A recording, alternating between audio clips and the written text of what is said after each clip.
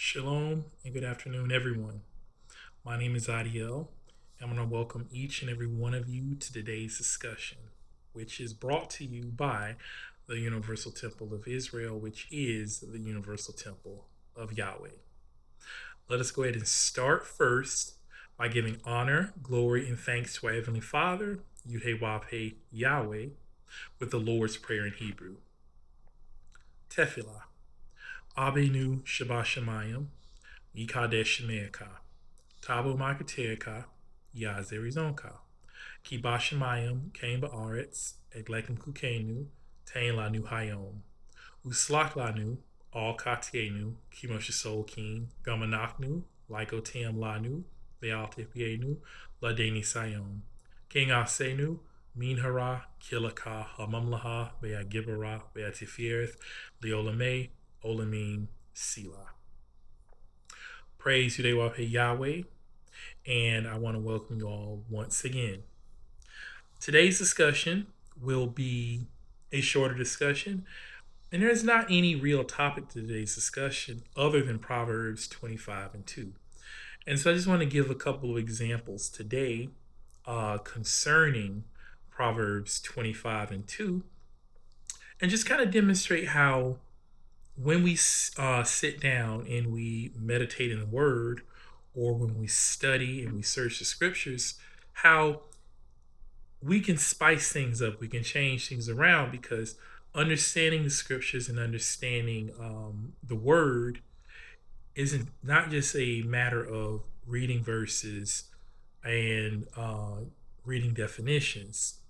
We can explore the world around us and the things that happen, because we do find, of course, in the book of Romans, that what we see physically in the world and the things that we deal and the things that we interact with are evidence of the unseen things.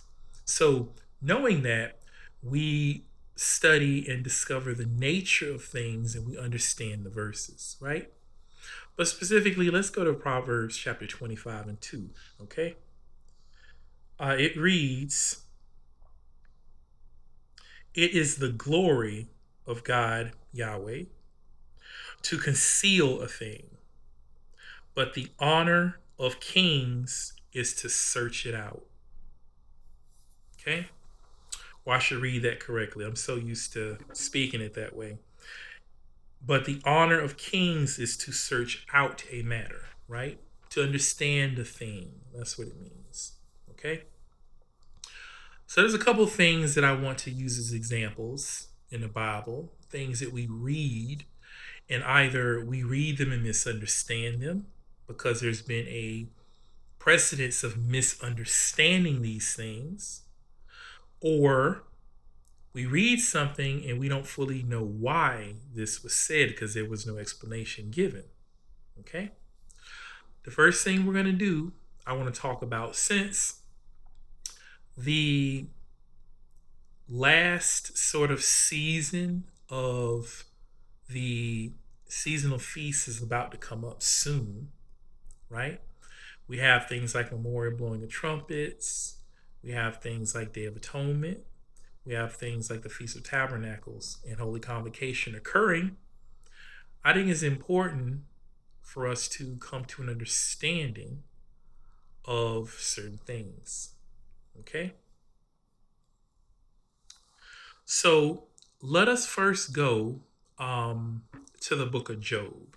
And I specifically want to use the book of Job here because I like to use the as few sources as possible when trying to make a comparison between the usage of words, because different people might use words differently. But then when you go to one source, you can compare and contrast how certain words are used to come to an understanding of what certain things mean. But in the book of Job,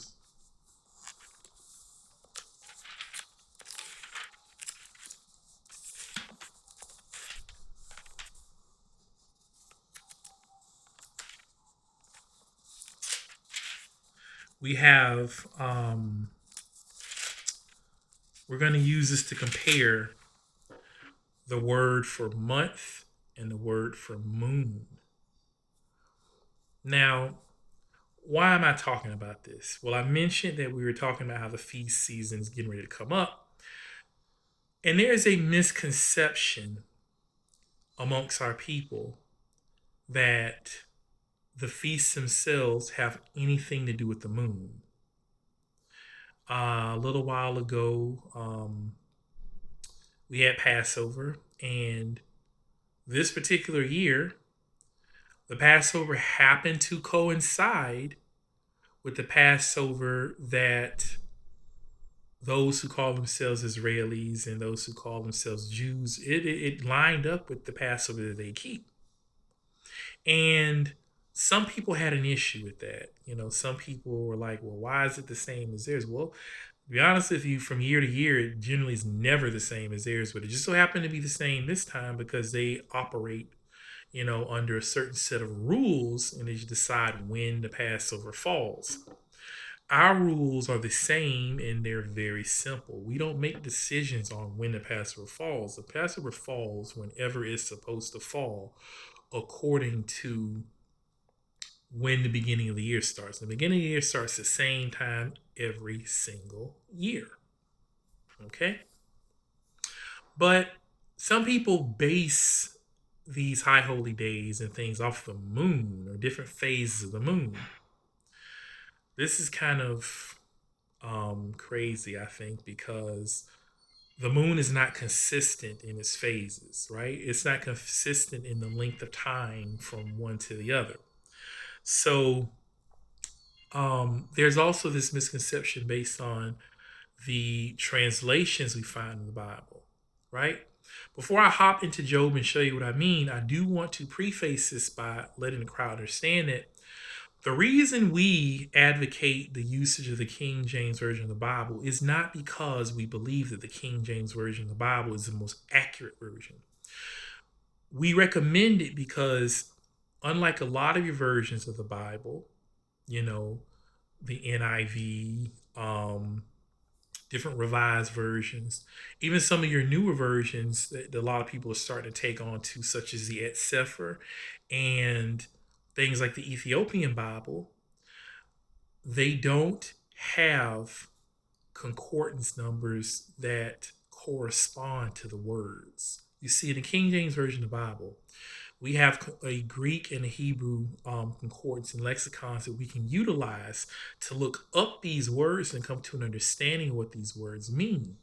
And you're going to see very quickly why that's important, because there are certain things that should not have gone on as long as they did had people been doing their due diligence. So there's been the correlation of moon and months, right? As it relates to the Hebrews and the keeping calendars and celebrating our holy days.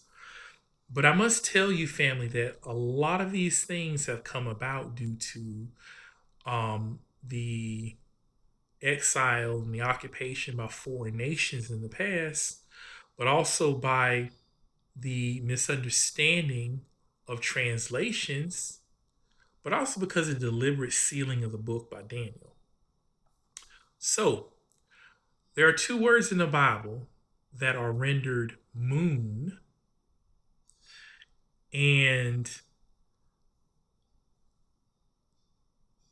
also rendered as month at time, right?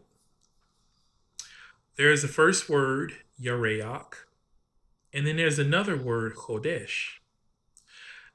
Now, Yareach properly means the moon, okay? And Chodesh can mean either a month, but they also say it means a lunar cycle, so sometimes translated as moon, right? And both are used like this for whatever reason in translations. But again, the translations are misleading because one of them specifically means the moon or the phase of the moon, and one of them means a month. Okay?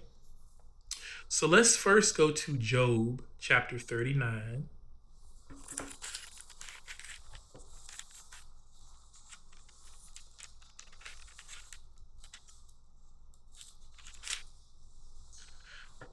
Job chapter 39, verse 2. It reads, "Canst thou number the months that they fulfill? Or knowest thou the time when they bring forth?" Now, in this particular verse, the word that is actually used is not Chodesh, it is Yereach. And I want to contrast that with Job chapter 14. So I'm going to keep my finger here because we're going to go back and forward a little bit. Job chapter 14, verse 5 reads, "Seeing his days are determined, the number of his months are with thee. Thou hast appointed his bounds that he cannot pass." So in this particular verse, the word Chodesh is used. So it's through these two things that we can make understandings about which word means what. So back in chapter 39, verse 2, it says, "Canst thou number the months that they fulfill?" Right? And here, the word month, it translates as month, but the word is Yereach. "Or knowest thou the time when they, the Yereach, bring forth?" Well, it can't actually be talking about a calendar month, because a calendar month is a predetermined number of days. You can know when the time it comes forth. You can know when it's fulfilled. It's a matter of counting. It's very simple. And it's the same month after month. So we know that Yereach here, based on this, cannot be referring to a calendar month with 30 days. It has to be referring to something else, right? When it says the month, Canals numbers the months that they fulfill, we're talking about the phases of the moon. Because, sometimes if you've ever looked, you need a specific calendar to tell you when the phases of the moon are coming in, because they don't come in at the same time. It varies, right? Based on the position of the moon and where you're at, where you'll see it and how you'll see it and how long you'll see it. That depends. Whereas chapter 14 and 5 here says, "Seeing his days are determined, the number of his months are with thee, that thou hast appointed his bounds." We're talking about the lifespan. It talks about the fact that the Most High, God, Yahweh, knows how many days he's appointed each one of us. And because he knows how many days he's appointed us, he also knows how many months are appointed to us. And we can't extend this. So this is talking about calendar and timekeeping. We see this in the Old Testament anyways, right? Where anything that is strictly talking about timekeeping, the word Chodesh is always used. When it talks about in the very moment, right, a thing, which sometimes is translated as month, it could sometimes use the Yereach, but not in the time of the kings in prior to that. It doesn't use that word. It uses Yereach to talk about the moon. It sometimes uses it even to talk about a woman's monthly cycle. It uses it to talk about that. But as far as it talking about a month and a calendar keeping and counting time and stuff, it never uses the word Yereach. You'll never say, and 4 months from now, right? A phrase like that, it will never use Yereach to talk about a phrase like that. It always uses Chodesh, right? Whenever it talked about the high holy days in the 3rd month or in the 4th month or in the 7th month, right? In the 1st month, it will only use the word Chodesh. It does not use the word Yereach. Okay? So let's go back in the book of Job and let's look again. We'll see something again. Job chapter 7, verse 3 reads,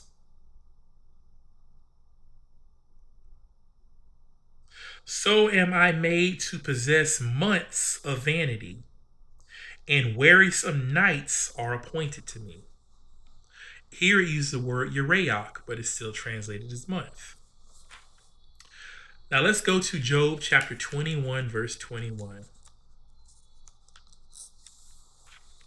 Job chapter 21, verse 21 reads, "For what pleasure hath he in his house after him, when the number of his months is cut off in the midst?" So once again, we're talking about the amount of time that a person has to live here in verse 21. And it uses the word Chodesh.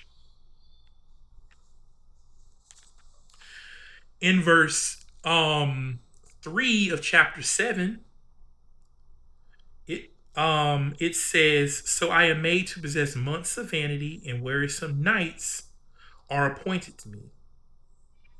Now, to really understand this, you should already kind of get it already, but I'm going to read a few verses around it, and it's going to make perfect sense, okay? Verse 1 reads, "Is there not an appointed time to man upon earth? Are not his days also like the days of a hireling? As a servant," is verse 2, "as a servant earnestly desireth the shadow," which means nightfall. Why? Because at night men cannot work. "And as an hireling looketh for the reward of his work, so am I made to possess months of vanity, and wearisome nights are appointed to me. When I lie down, I say, when shall I arise, and the night be gone? Am I full of tossings to and fro until the dawning of the day?" So he's speaking poetically here. And this word month is actually Urayak. It means the moon. He says, I'm going to replace this for you. It should make sense in the poetry here. "So I am made to possess moons of vanity, and wearisome nights are appointed to me." See, the poetry here is he's talking about the days of the lives of men being like the days of a servant who yearns for the reward of all his work. And he also looks forward to the night, because at the night men cannot work, and finally one can rest. But he's saying in his case, his nights are worrisome, and his moons, they're empty, they're vain. So it's poetry here, but specifically month here should not be translated as month, it should be translated as a moon. Now, some of you are going to say, okay, you've made that point, but how does this relate to feasts and holy days? Well, we know that only 1 month in the Old Testament, right? In the giving of the law as per Moses, only 1 month had a name, and that was the month of Abib.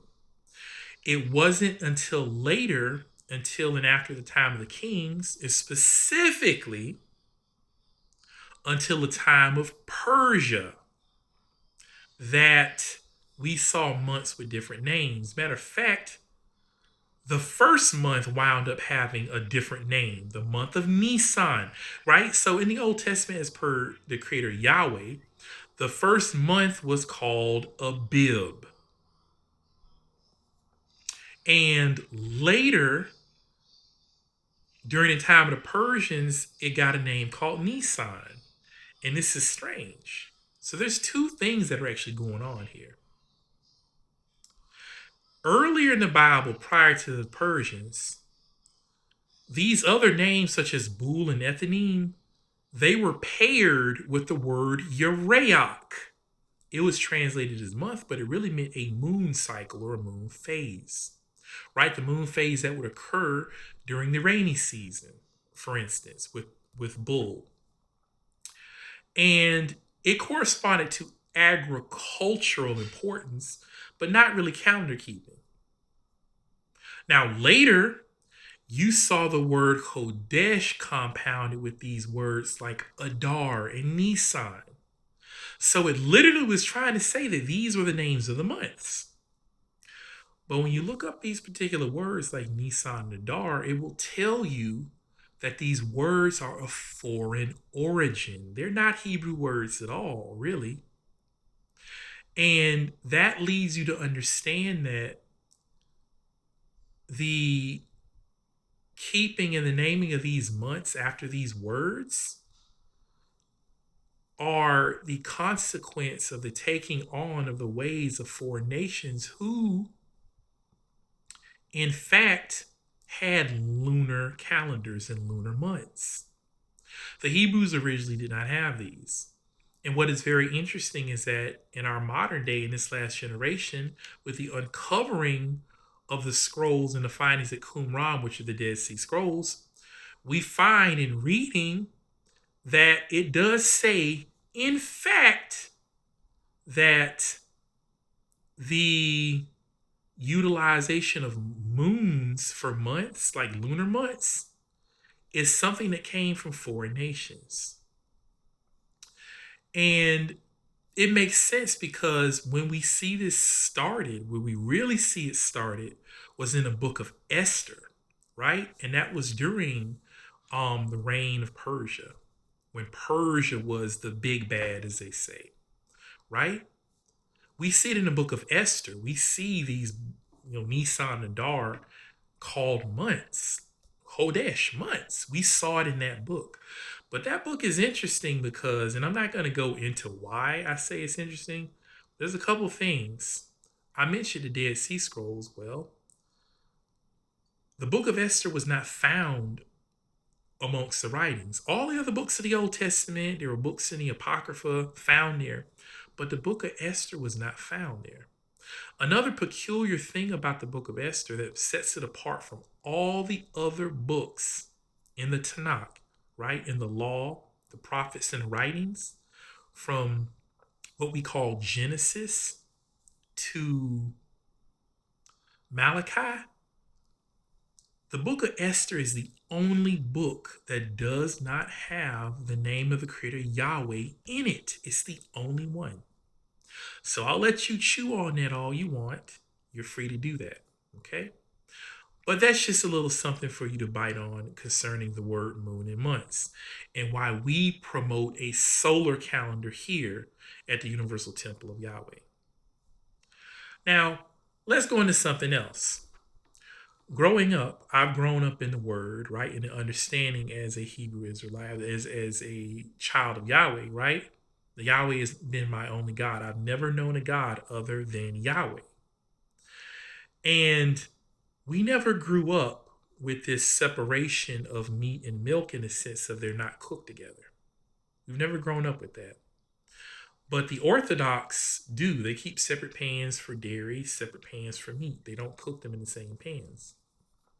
And it actually comes from something in the book of Exodus, chapter 23 and chapter 34.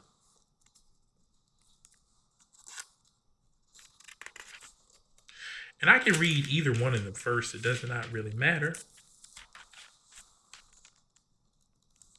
I've got 34. Now let me get 23.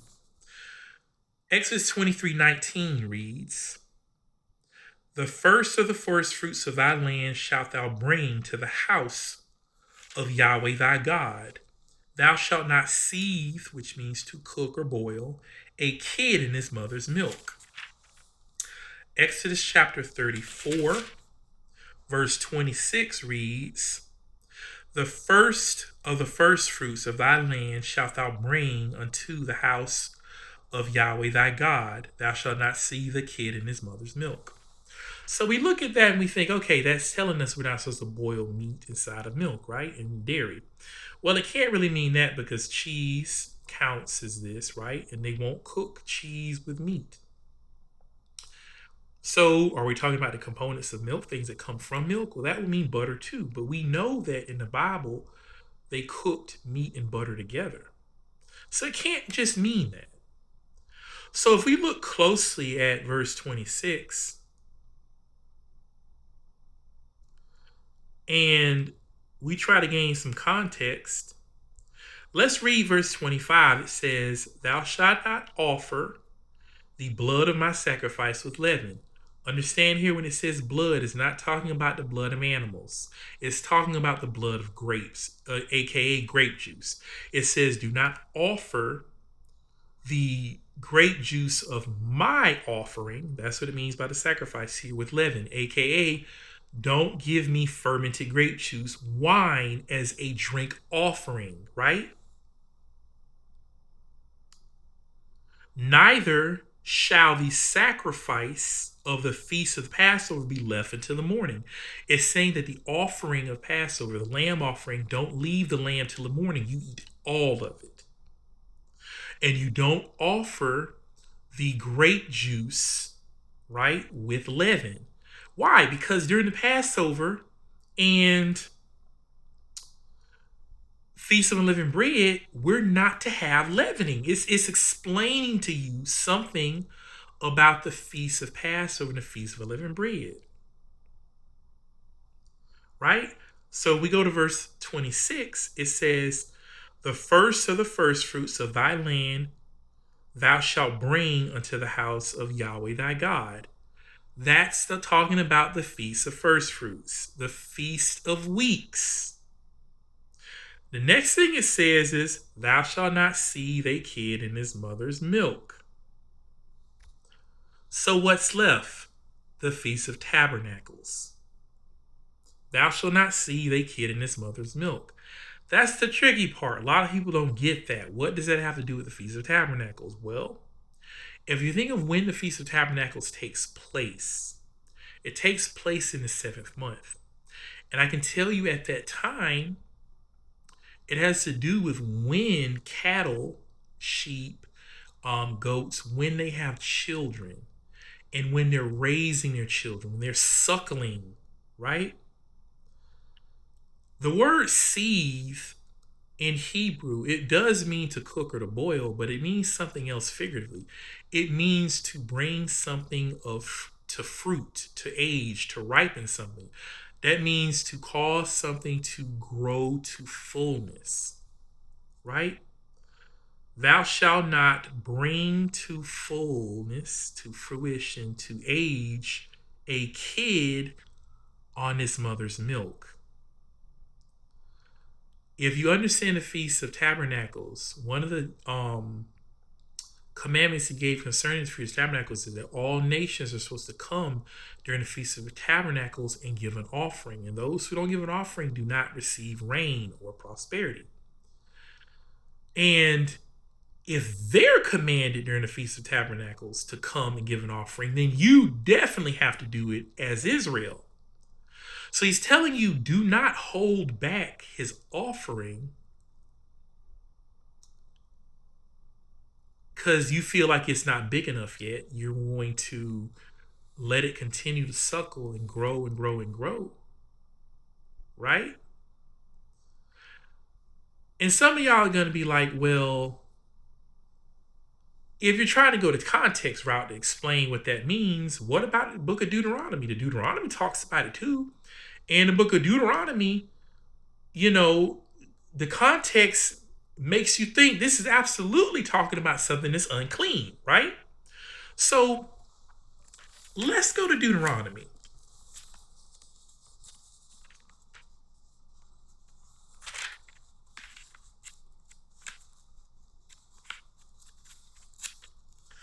All right, so Deuteronomy chapter 14. There we go. 14 verse 21.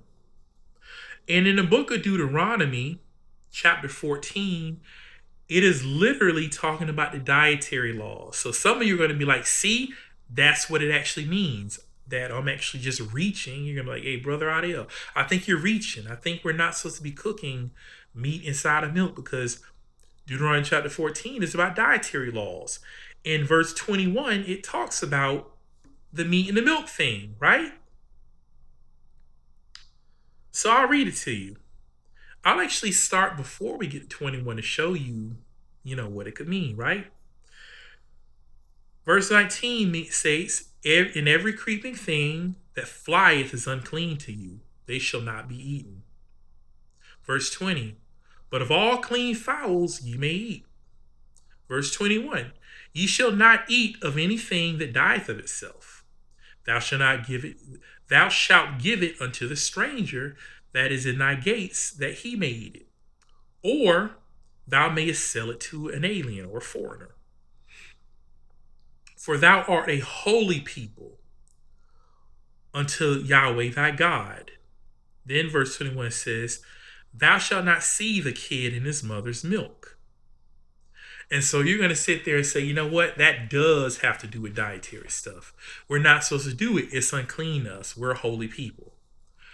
And then I'm going to tell you something else. I'm going to tell you that back in the day, the book of the law did not have chapters. It did not have verses, right? There was no chapter 14, verse 21.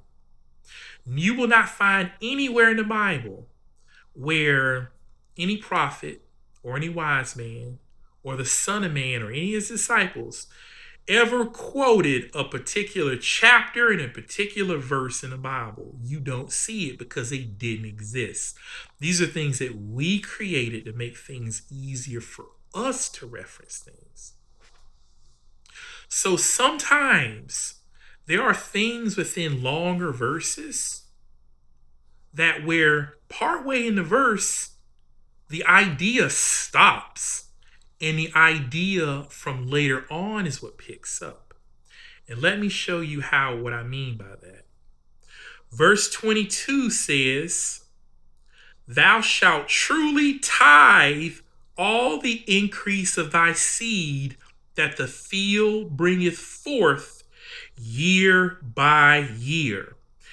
Verse 23, "And thou shalt eat before Yahweh thy God in the place which he shall choose to place his name there, the tithe of thy corn," or wheat, that's what it meant, wheat, "of thy wine, of thine oil, and the firstling of thy herds of thy flocks, that thou mayest learn to fear Yahweh thy God always."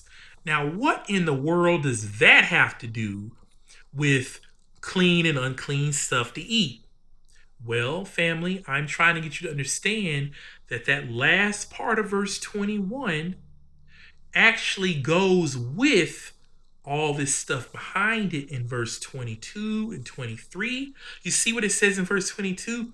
"Thou shalt truly," in other words, you shall earnestly and honestly tithe all the increase of thy seed.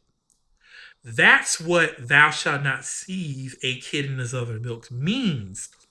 What it means is that you're supposed to give the firstlings of your flock, right? You're supposed to give the choicest part. And what that means is that those little kids that are suckling, if that is the 10%, you're to give it. You don't hold it back and let it continue to suckle because you feel like it should. It's not big enough yet. You want to keep it so it can get really big and be worth more. No, no, no, no, no. You're supposed to truly tithe the increase. So that means don't let it grow to fruition on the milk. Give it. Right?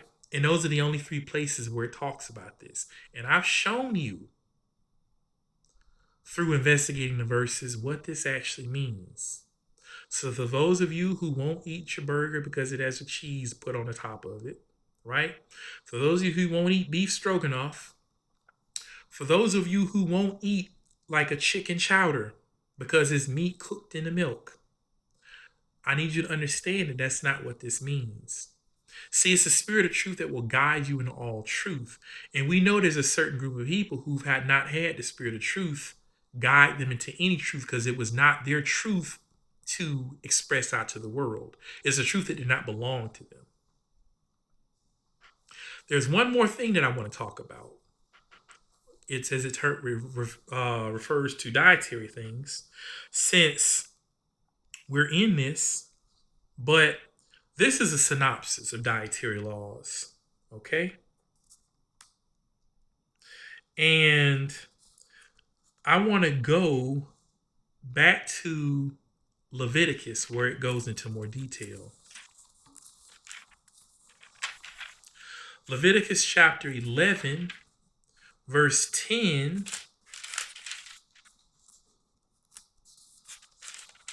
Leviticus 11 and 10 reads, "And all that not have fins and scales in the seas and in the rivers, of all that move in the waters, and of any living thing which is in the waters, they shall be an abomination unto you." Some people are going to be like, why in the world do we have all these weird rules and weird criteria in the Bible about chewing cud and having cloven hooves? Like, why is all this talking about what you can eat and what you can't eat? Like, what's the point and purpose of all this? Well, when it comes to animals that live on the land, the reason it told you cloven hooves and chewing the cud is because it specifically limits you when it comes to land animals, like mammals and things like that. It's specifically all animals that walk around on land. That's how they kind of classify animals. All animals that walk around on land, all animals that fly around, and all animals that live in the water. Those are the three ways that Hebrews classified animal groups. As it refers to animals that walk around on the ground, you got amphibians, you got reptiles, you got all sorts of insects, like spiders that crawl around. The only ones we're allowed to eat come from a specific sort of group of animals. It's the group of animals that are all related to one another: cows, oxen, deers, goats, sheeps, right? Elk, moose, even your things that live over in other countries, like say in the continent of Africa. You won't have deer there, you'll have antelope, right? You won't have oxen, you'll have like water buffalo. And you'll also have some really interesting things like giraffes, right? They're all in the same family. And what you find overwhelmingly is that all these animals are palatable. They all taste good. They all have similar nutritional profiles, and they're not prone to diseases carrying like pathogens. You have other groups of animals, like say rabbits that we're not supposed to eat, that carry around all sorts of mites and parasites that have diseases like bubonic plague, right? You have other animals like pigs who have all sorts of pathogens and parasites that live their life cycles out through the pigs. But specifically, you might say, well, what is okay? Fish, right? One fish from the next. They all live in the water, they eat similar things. Why do I have to stick to fish that have scales and fins, right? I know some of our people are from the Caribbean and they love kingfish. Kingfish doesn't have scales. We can't eat kingfish. Nevertheless, our family does eat kingfish. They'll eat things like shark, right? Conch and all those sorts of things. So why does it say that? Well, for one, the reason it tells you that is that they have something about themselves in their body that is very unique and very different than fish that have scales and fins. Fish that have scales and fins actually excrete nitrogenous waste outside of their bodies. They get rid of it. They don't need it, right? Just like you don't need it.